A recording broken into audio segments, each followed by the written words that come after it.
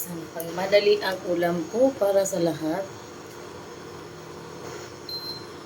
Yan, mabilis lang talagang maano.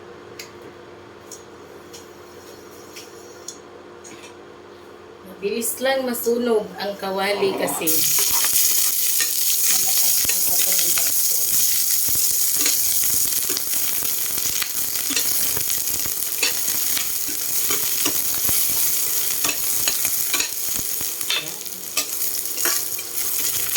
Sunog na ba yung sibuyas? Ayos lang.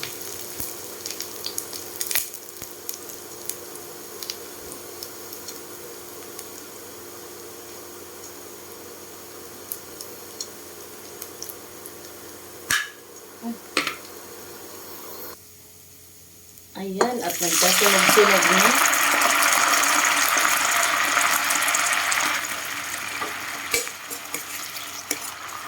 Bigay tayo ng tunan. Maganda sana kung hindi nasunog. Tapos, ilalagay na natin yung egg. Madalian lang po talaga to. At meron na kaagad tayong ulam. Para sa mga mag-isa lang. Yun. Hindi kasama ang family. Solo lang na namumuhay. Pwede may mga ganitong ulam. Diba? Kung may kamatis ka, may sili ka, pwede mo pa rin itong lagyan. So ako nilagyan ko lang yung itlog ng asin, saka konting pampalasang magic sarap. Lagi may magic sarap, no? Yun, meron na tayong ulam. So antay lang din. Yung tuyo-tuyo.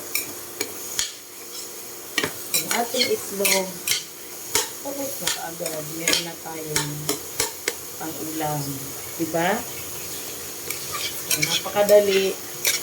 Kapag mayroong itlog, pwede mo rin po yan lagyan ng malunggay or kung anong gulay na sa tingin mo available sa'yo na pwede mong ilagay.